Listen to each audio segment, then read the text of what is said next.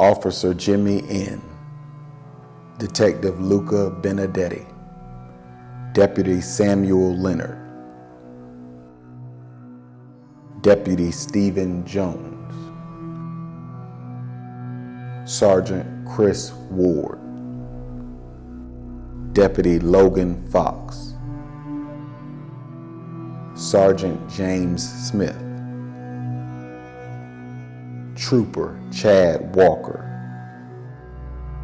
Constable Martinez Mitchum, Special Agent Laura Ann Schwarzenberger, Lieutenant Michael Boutte, Officer Brandon Stalker,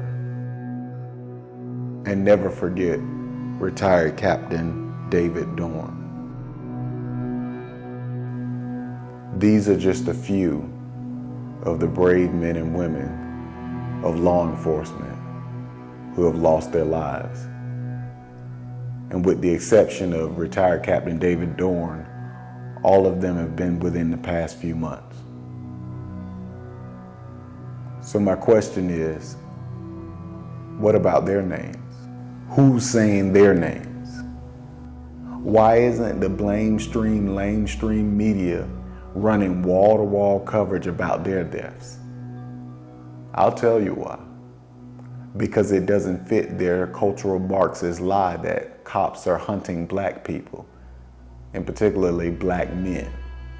That's why. Who's saying their name? LeBron? You gonna tweet about them?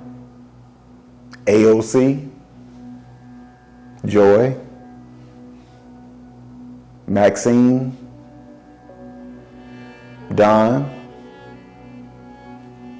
Nothing? Y'all can't say their names? Lester? Too busy producing false stories? Michelle? You got a lot to say. You don't say their names. Colin? Oh, let me guess. You trying to focus on getting back in the NFL. Notice there was no media outrage when these public servants lost their lives to gun violence. But you can publish and post and retweet lies like this. Let me tell you something about leaving your house. These men and women, every time they leave their house could be the last time, because unlike you, they never know when that call is going to be their last call. And their jobs have only become more difficult in the last 12 months because of the foolishness that's spewed by people like I mentioned. I find it amazing that it's a particular party that claims that we must follow the data and follow the science unless the data doesn't fit their propaganda. Then the data doesn't matter. Or they'll just turn to networks like CNN to come up with a complete lie. Attack or a bunch of black men that have been attacking Asian. So I'm like, what are you doing? Like, we're trying to help with the BLM and So let's look at some data. Data that they really don't want to show because it doesn't fit the narrative.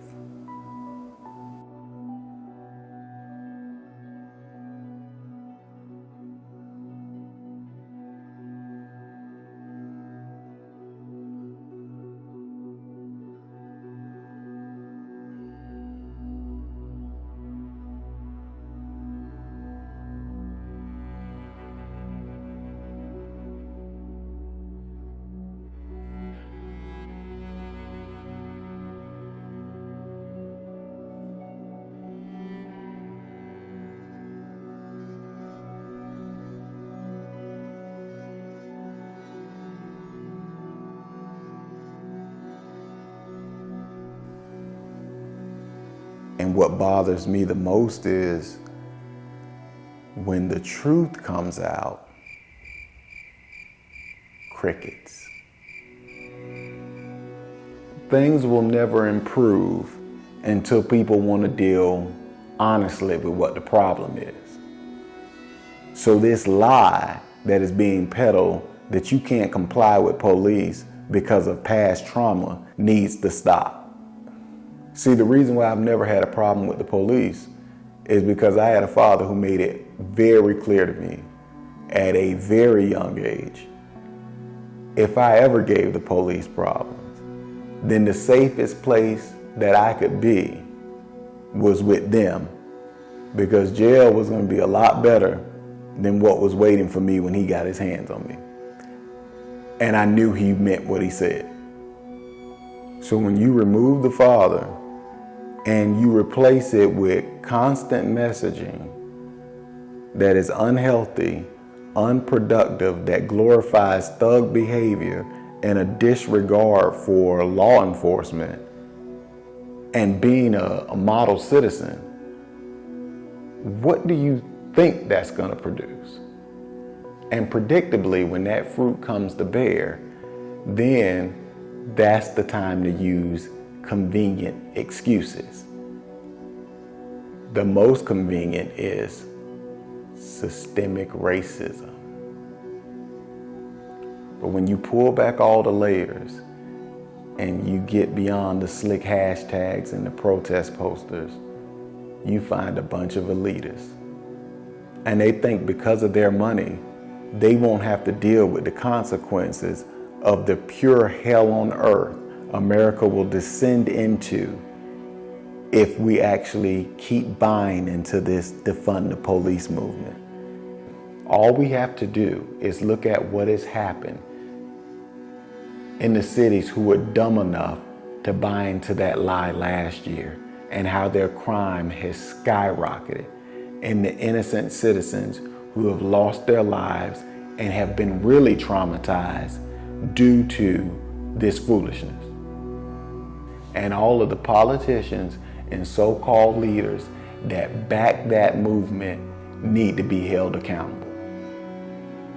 I can't stress it enough. We are at a critical point in the history of this country. Rogue police officers that break the law definitely need to be held accountable. There is no doubt about it. But you do not punish the massive majority who lay their life on the line every day to punish the very few bad apples. And we can't allow ourselves to continue to be manipulated by people who really don't care about this country, and they don't care about us either. They care about themselves, and that's all they care about. We must continue to support our shields.